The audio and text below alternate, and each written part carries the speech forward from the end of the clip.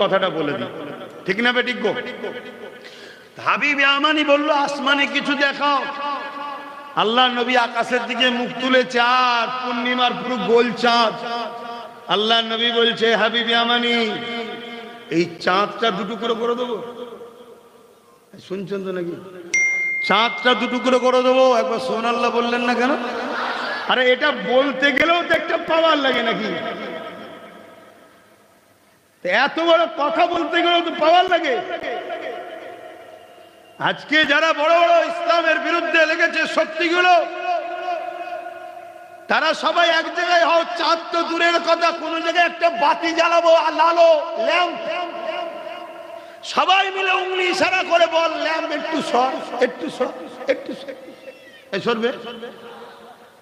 কিসের এত তোদের গরম রে? গরম মেরে দেবে খোদা, সুধরে যা। আমি আমার দেশের হুকুমতকেও বলছি, ক্ষমতার অন্ধকারে ওয়াকফ সম্পত্তির উপরে হাত দিবার চেষ্টা করছো, মসজিদ মাদ্রাসা কবরস্থান ঈদগাহগুলোকে মিটাবার চেষ্টা করছো। বাড়াবাড়ি ভালো, খুব বাড়াবাড়ি ভালো নয়। একতলা থেকে লাম মেরেছো, সবাইকে দেখাবে দেখো আমি কেমন জিমন্যাস্টিক জানি, দেখো ভালো। 10 তলা থেকে মারতে যাবো, একেবারে জিমন্যাস্টিক হয়ে যাবে। তা লুটছো, দেশের ক্ষতি করছো, গরিব গরিব বানাচ্ছো। দেশ আমার ভারতবর্ষ আজ থেকে জিডিপিতে সব থেকে নিচুই নেমে গেছে। টাকার কোনো ভ্যালু নেই। ক্ষুধার্ত মানুষ বেড়ে যাচ্ছে হই হই করে। আমার ভারতবর্ষ আজকের দিনে 80 কোটি লোক ক্ষুধার্ত, 80 কোটি লোক।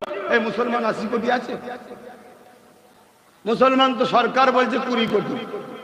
তা 20 কোটি যদি মুসলমান হয়, তাহলে 80 কোটি থেকে বাকি থাকে 60 কোটি।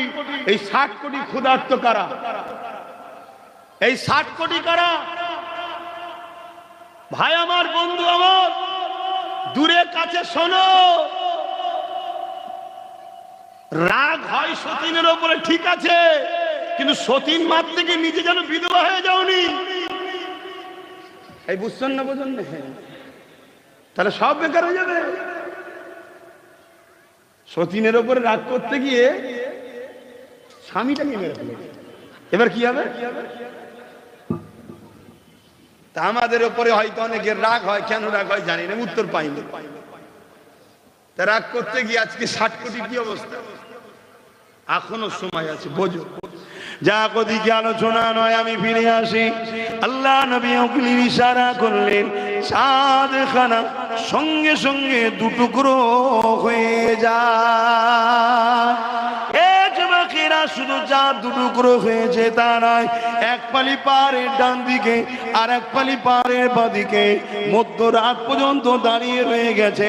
হাবিব ইয়ামানির মুখে বল বন্ধ হয়ে গেছে। হাবিব ইয়ামানি বুঝতে পেরে গেছে ইনি কিন্তু জাদুকর নয়, অন্য কিছু জাদুকর নয়। কিন্তু হাবিব ইয়ামানি তখন আমার নবীর হাতে হাতে কলেমা খানা পড়ে রে। যুবকেরা, তরুণীরা, বাপেরা, কিন্তু আর একটা বিষয় আপনাদের জানানো দরকার। আমার হিন্দুস্তানের জমিনে কেরলে একটা মসজিদ আছে, মসজিদটার নাম হলো মসজিদে চিরামান। ওই চিরামানের একটা রাজা ছিল, ওই রাজাকেও রাজা চিরামান বলা হতো। তিনি কিন্তু ওই চাঁদিনী রাত্রিরে সৈন্যদের নিয়ে খোলা আকাশের নিচে বসেছিলেন। যখন এই চাঁদ খানা দুটুকরো হচ্ছিল, ওই চিরামান রাজা, আমার হিন্দুস্তানের কেরলের রাজা, তখন বসে বসে বসে বসে ওই চাঁদ দুটুকরো দেখে ঘাবড়ে যায়। কি ব্যাপার, কি হয়েছে? কেননা চাঁদ তো সবাইকে আলো দেয়, সবাই চাঁদের দুটুকরো দেখে অবাক হয়েছে। চিরামান রাজা ওই তারিখটাকে নোট করেছে। পরে যখন ভারতের জমিনে হযরত মালিক রাদিয়াল্লাহু তাআলা যখন বিজনেসের জন্য আসে কেরলে, ওই সময় মালিক হুজুরকে ওই চিরামান রাজা বলেছিল, ও মালিক, তোমরা তো আসমানি কিতাবের খবর রাখো, বলতে পারবে অমুক দিন চাঁদ কেন দুটুকরো হয়েছিল? হযরত মালিক হুজুর বিস্তারিত ঘটনাখানা শুনিয়েছিলেন। এক জাদুকর এসে আমার দয়ার নবীকে জানতে চেয়েছিল। এই যখন মুজিজা দেখতে চেয়েছিল, নবীদেরকে সৃষ্টিকর্তা সুপার পাওয়ার দেয়। যিনি চাঁদকে সৃষ্টি করেছে, তিনারাই নবীদেরকে পাওয়ার তিনি দিয়েছে। এই উংলি ইশারা করেছিল, চাঁদখানা দু টুকরো হয়ে গিয়েছিল। ওই চিরামান রাজা এই কথা শুনে আমার নবীকে কোথায় পাবে জানতে চায়। বিজনেস ভুলে গেল, হযরতে মালিক হুজুরের কাছে খবর পেয়ে এমন করে কেরলের পরে আরব সাগর পরে সাগর পাড়ি দিয়ে মক্কা জমিনে গিয়ে আমার নবী নূরে হাতে হাত দিয়ে ইমানের কলেমা পড়ে মুসলমান হয়ে যায়। আরো জোরে বলুন সুবহান। জোর করে ইসলাম আসেনি, কিন্তু জোর করে আমার মসজিদ মাদ্রাসা দখল হচ্ছে, এটা দেখা যাচ্ছে। জোর করে ইসলাম আসেনি, জোর করে মুসলিম বয়স্ক বাপেদের ঘরে হত্যা করা হচ্ছে, এটা কিন্তু দেখা যাচ্ছে। ঠিক না ঠিক? লোক তো বলছে ইতিহাসে আছে, ইতিহাসটা কোন লিখেছে কে? যে লিখেছে যখনকার ইতিহাস বলছে তখন থেকে 300 বছর পরে তার জন্ম হয়েছে, সেই ইতিহাস লিখেছে। সে কি মায়ের পেট থেকে 300 বছর আগে রুহ থেকে দেখছিল না সে কি হয়েছে না হয়েছে? কত শুনছেন তো নাকি? আবার যে ইতিহাস লিখছে খবর পাওয়া যায় সেই সে মাঝে মাঝে আবার গিয়ে যাও। তারা ইতিহাস লিখার সময় গেঁজা খেয়েছিল না তো? তরুণেরা, আমার আব্বা জানেরা, মন দিয়ে শোনেন, বুঝার চেষ্টা করেন। আল্লাহ পাক আমাকে বড় সৌভাগ্যবান করেছে, আখিরি নবীর উম্মত করেছে, ইসলামের ঘরে জন্ম দিয়েছে। আপনারাও বড় সৌভাগ্যবান। নিজেকে চিনতে শেখেন, এদিক ওদিক করলে হবে না, ইসলামের উপরে মজবুত থাকে।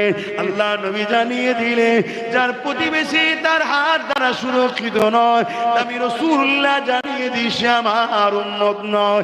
আপনি মুসলমান দাবি করবেন, আপনার প্রতিবেশী আপনার দ্বারা সুরক্ষিত হবে না। আপনি কিসের মুসলমান হতে পারলেন? মুসলমান তো সেই ব্যক্তি যার প্রতিবেশী তার দ্বারা সুরক্ষিত থাকবে। আমাকে বলতে দেন, আমরা পশ্চিম বাংলা ভারতের নাগরিক, আমাদের প্রতিবেশী হয় হিন্দু হবে, নাই আদিবাসী হবে, নাই দলিত হবে, না মতুয়া হবে। এই আমাদের প্রতিবেশী যখন সুরক্ষিত থাকবে না, আল্লাহ নবী বলছে তুমি কিসের আমার উম্মত? এই একজন মুসলমান হিসাবে আমাদের প্রতিবেশী যেই হোক না কেন, তার দেখাশোনা, তাকে ভালোবাসা, তার বিপদে সুখে দুঃখে সাথ দেয়, এটা আমার ধর্ম। হ্যাঁ, তার বিশ্বাস, তার কাছে তার ধর্মীয় কোন অনুষ্ঠানে আমি যেতে পারবো না, কেননা ইন্নাল মুশরিকিনা নাজাসুন।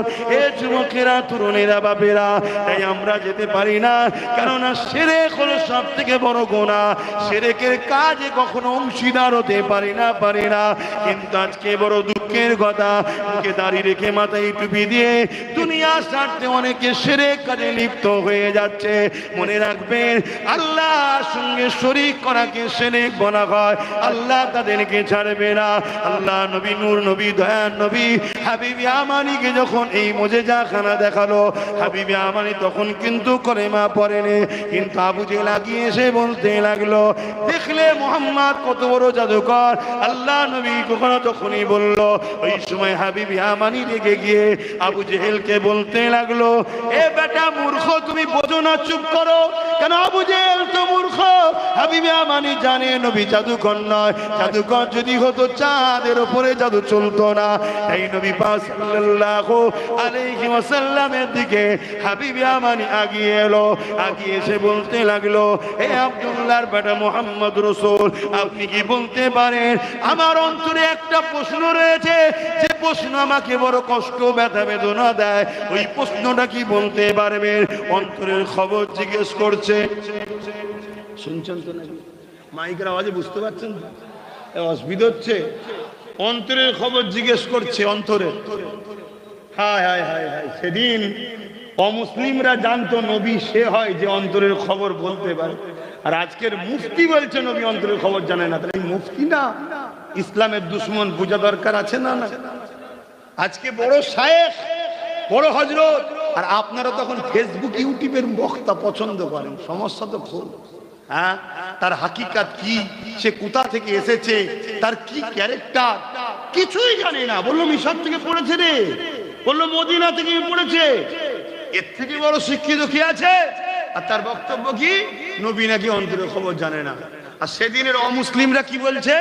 নবী যে হবে সে অন্তরের খবর জানবে। তাই প্রশ্ন করেছে, বলতে পারবে? তুমি যে নবী দাবি করেছো, আমার হৃদয়ের মধ্যে একটা প্রশ্ন আছে, বলতে পারবে? নবী তো বলতো এইসব কি প্রশ্ন করছো, নবীরা হুজুরের খবর জানে না, আল্লাহ তো জানবে, এটা নবী বলেছিল নাকি? কথা বলেন। আল্লাহ নবী বলে, হাবিব আমানি রে, তোমার মন্তরে একটা প্রশ্ন আছে যেটা তোমাকে বড় কষ্ট দেয়। ওই প্রশ্ন হলো এটাই, এ হাবিব আমানি, তোমার একটা 8 বছরের কন্যা রয়েছে, যে কন্যা হলো জন্মগত প্যারালাইসিস, সে চলতে পারে না, দাঁড়াতে পারে না। তাই তোমার অন্তরের প্রশ্ন হলো, কবে তোমার বাচ্চারা সুস্থ হবে? এই পেরেশানে তুমি রয়েছো। আরো জোরে বলুন সুবহান। আমার চোখের পানি আর রাখতে পারলো না, বেরিয়ে গেল। শুনছেন? কিন্তু তখনও কলমা পড়েনি, কিন্তু কথা এখনো শেষ নয়। হাবিব আমানি কলমা পড়েছিল তখন নয়, কথা এখন শেষ নয়, কিন্তু নামাজের ব্যাপার আছে। আর 10 মিনিট সময় আছে, আসেন একটু সালাম পড়ে দোয়া করতে করি। ইয়া নবী সালাম।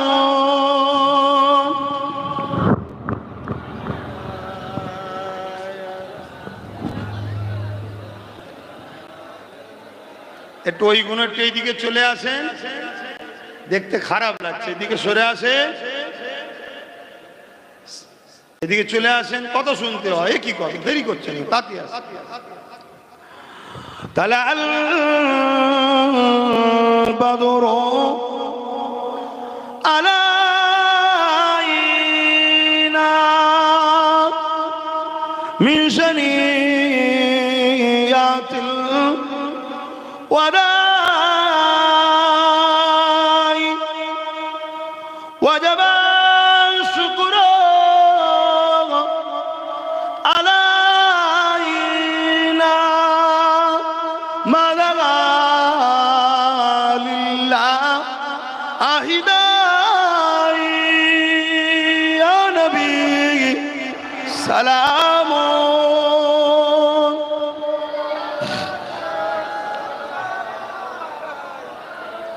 ইয়া হাবিব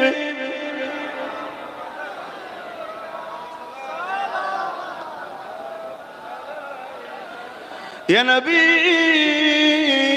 মদিনা হতে সব কিছু পারেন দেখিতে, মোদের কবরে রাখিলে লইবেন আপন করে নবী সালাম। ইয়া রাসূল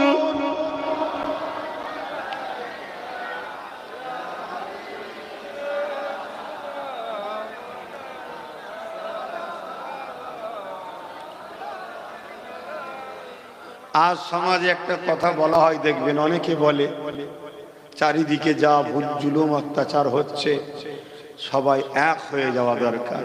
বলছেন না, বলেন না? আচ্ছা আপনারা বলুন, এক হওয়া দরকার আছে না না? এটা সবাই বলো। হ্যাঁ, আমিও বলছি এক হওয়া দরকার। এক হয়ে কি করবেন বলুন? আমি তো বলছি এক হওয়া দরকার, কিন্তু এক হয়ে কি করবেন?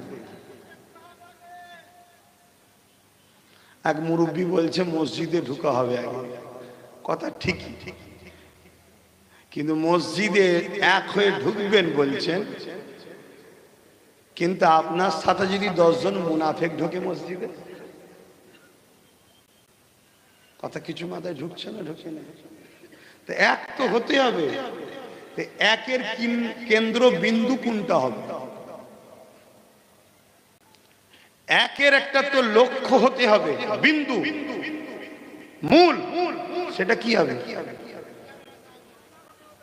আয় মুহাম্মাদুর রাসূল, জোরে বলুন সুবহানাল্লাহ। এক কাদের সাথে হবে? যারা নবীকে মরা জানে।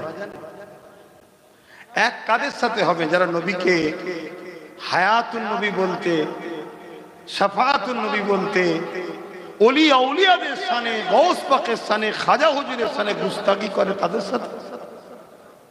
যদি এখন কি ক্ষতি হবে জানেন? আপনাদের প্ল্যান, পরিকল্পনা, ব্লুপ্রিন্ট সব দুশ্মনকে জানাবে। শুনছেন না? শোনেন না? আমাদেরকে মিটাবার শক্তি পৃথিবীর কারণে যদি আমাদের দিলে ঈমান থাকে, আর এই ঈমানটাকে লুটার জন্যে ছদ্মবেশী দাড়ি টুপি বক্তাওয়ালাদেরকে ঢুকিয়ে দিচ্ছে আমাদের মধ্যে। এই যে আমি দাঁড়িয়ে সালাম দিলাম, এলিও সমালোচনা আছে না? না, কেন সমালোচনা হবে? তুই তো মুসলমান, তুই তো নবীর উম্মত। আমরা তো দাঁড়িয়েছি অন্য কারো জন্য নয়, মুহাম্মদ রাসূলের তাজিম সম্মানে আদবে দাঁড়িয়েছি, ঠিক না বেটি? তাহলে সমালোচনা কেন? না দরুদ বসে পড়লেন, সালাম দাঁড়িয়ে দিলেন কেন? দরুদ বসে পড়লাম, দরুদ পড়লে নেকি হয়, আর সালাম দিলে আল্লাহ বলছেন দরুদের বেলায় সল্লু, দরুদ পড়ো, আর সালামের বেলায় বলেছে ওয়াসাল্লিমু তাসলিমা, দিবার মতো করে দাও, সব থেকে উত্তম ভক্তি ভালোবাসা আদবের সাথে দাও। কেন? তুমি সালাম দেবে, আমার বন্ধু জবাব দেবে, তাই আদবের সাথে লাও। জোরে বলুন সুবহান।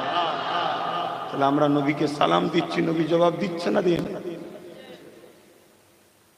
কিন্তু যাদের ধারণা নবী দেখতে পায় না, তাদের বিশ্বাস হবে? আপনাদের কি ধারণা নবী দেখতে পায় না? পায় না, একটু সবাই বলেন। হ্যাঁ, আবার অনেকে বলবে তোমরা শিরক করে ফেলবে। কি বলবে? শিরক। কেন ভাই? না দেখতে তো আল্লাহ পায়, নবী দেখতে পাই বললেন কেন? আল্লাহ দেখতে পায়, এটা আশ্চর্যের বিষয় কিছু? এটা কোন আশ্চর্যের বিষয়? আমি এক গ্লাস পানি খেয়েছি, এটা কি আশ্চর্যের বিষয়? নরমাল বিষয়। তা আল্লাহ দেখতে পাচ্ছে তো নরমাল, কিন্তু মালিক। আশ্চর্যের বিষয় হলো মুহাম্মদ রাসূল দেখতে পায়। জোরে বলুন সুবহানাল্লাহ। এই দেখতে পাওয়াতেই তো আল্লাহর ক্ষমতা প্রমাণ হচ্ছে যে আল্লাহ তিনি সৃষ্টি করেছেন এমন যে আল্লাহ তো দেখতে পায়, তিনার সৃষ্টিকেও দেখার ক্ষমতা দিয়েছে। জোরে বলুন সুবহানাল্লাহ। এটাই তো আশ্চর্যের বিষয়, এটাই তো আল্লাহর সুপার পাওয়ার। মুহাম্মদ রাসূলকে আল্লাহ দেখার ক্ষমতা দিয়েছে। তাহলে আল্লাহ দেখে, নবী দেখে, দুটো এক না আলাদা? আলাদা। এক না আলাদা, এক হলে তো শিরক হবে। আলাদা। আল্লাহ নবীকে দেখার ক্ষমতা দিয়েছে, নবী দেখে। আল্লাহকে কেউ ক্ষমতা দেয়নি, আল্লাহ খোদ মালিক। আমি আবার বলছি, এক হওয়া দরকার, ঠিক না? ঠিক। কিন্তু মোস্তফা জানে রহমতের প্রেমিকরা এক হও। যাদের দিলে বুগজে রাসূল আছে, যাদের দিলে নবী সম্বন্ধে অ্যালার্জি আছে আদব প্রেমের খাতিরে, তারা শুধুমাত্র আমাদেরকে ধোঁকা দিবার জন্য মুসলমান সেজে আমাদের মধ্যে রয়েছে। এদের পিছনে কোটি কোটি বিলিয়ন ডলার টাকা খরচ করা হচ্ছে, শুধু একটাই কাজ, নামাজের বেলায় আলহামদুলিল্লাহ, রোজার বেলায় আলহামদুলিল্লাহ, হজের বেলায় আলহামদুলিল্লাহ, দাড়ির বেলায় আলহামদুলিল্লাহ, টুপির বেলায় আলহামদুলিল্লাহ, দান খায়রাত আলহামদুলিল্লাহ, সবেতে বলো আলহামদুলিল্লাহ। শুধু মুহাম্মদ রাসূলের প্রেম ও আদব হৃদয় থেকে বার করে নাও। যদি বলেন কেন? চতুর্দিকে গাছগুলো দেখেন, এই উদাহরণটা দিয়ে বসাচ্ছি। গাছগুলো দেখতে পাচ্ছেন? এই গাছে দেখুন কত ডাল আছে, কত পাতা আছে, দেখছেন না? যদি কেউ এই গাছের ডাল পাতাগুলো কেটে দেয়, গাছটা কি মরে যাবে? আওয়াজ দিয়ে বলবেন, কেন মরবে না? ওর মূল ঠিক আছে, কিন্তু আর একজন ডালপালা সব ঠিক রাখলো, মূলটা যে কাটলে দেখা যাবে। গরম পানিতে দিল, ভালোবাসায় আমি গাছের গোড়ায় পানি দিচ্ছি রে, গাছের সেবক, পানিতে দিল, বলুন ও গাছটা থাকবে? জীবনের মতো শেষ। এই গাছটা হলো আমরা। এই গাছের ডালপালা যেগুলো বাইরে আছে, নামাজ, রোজা, দাড়ি, টুপি, হজ, যাকাত, দান, খায়রাত, আর মূলটা যেটা গভীরে আছে, হৃদয়ে থাকে মুহাম্মদ রাসূলুল্লাহর প্রেম ও আদব। বলছে ডালপালা রেখে দিয়ে কাটতে গেলে লোক দেখতে পেয়ে যাবে, নামাজের পড়বি না বললে লোক জেনে যাবে। দরদি সেজে ঢুকে গিয়ে গুড়াই পানি দিয়ে মুহাম্মদ রাসূলকে বার করে দেয়।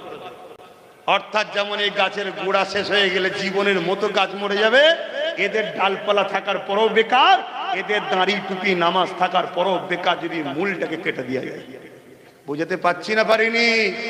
অতএব যদি বাঁচতে চাও এই সেনায় মোহাম্মদ রসুলকে প্রেম করো, আদব করো। শুধু মুখে পড়ে নিলে হয়নি লা ইলাহা ইল্লাল্লাহ মুহাম্মদ রাসূলুল্লাহ। পড়েছেন, গাছ রোপণ হয়েছে, কলেমার বীজ রোপণ হয়ে গেছে। একটা দারাখ, একটা গাছ, একটা প্ল্যান্টকে লাগাতে গেলে শুধু লাগিয়ে দিলে হয় না, ওর জন্য দুটো জিনিস লাগে, একটা মাটি, একটা হলো আবহাওয়া, তাই তো নাকি? আমি বুঝাচ্ছি, বেজার হচ্ছেন নাকি? কি করব দেখুন না, সব দাড়ি চাচা, প্যান্ট শার্ট পরা, নামাজও ঠিকভাবে নেই। এরপরও এদের যদি মূল ঠিক থাকে, কাল বড় হবে, হাজি হবে, নামাজি হবে, আল্লাহওয়ালা হবে, কবরে ঈমান নিয়ে যাবে। জোরে বলুন সুবহানাল্লাহ। কিন্তু যদি ঈমানটা চলে যায় এখন থেকেই, এই জন্য চাইছি কমসে কম গুনাহগার হয়েও যদি মরে, বেঈমান হয়ে যেন না মরে। কেন গুনাহগার হয়ে মরলে আযাব খেটে একদিন না একদিন বাঁচার রাস্তা আছে, আর বেঈমান জাহান্নামে ঢুকবে আর জীবনে বেরোবে না। কি বুঝছেন তো নাকি? তাই বুঝাচ্ছি। কি কথা বলতে গিয়ে ঘুরে গেলাম, শুনছেন তো নাকি? তাহলে বলুন। একটা গাছের চারা নিয়েছেন, বসালেন, এর জন্য কি লাগবে? মাটি লাগবে আর আবহাওয়া লাগবে। সব জায়গার গাছ সব জায়গায় ফলে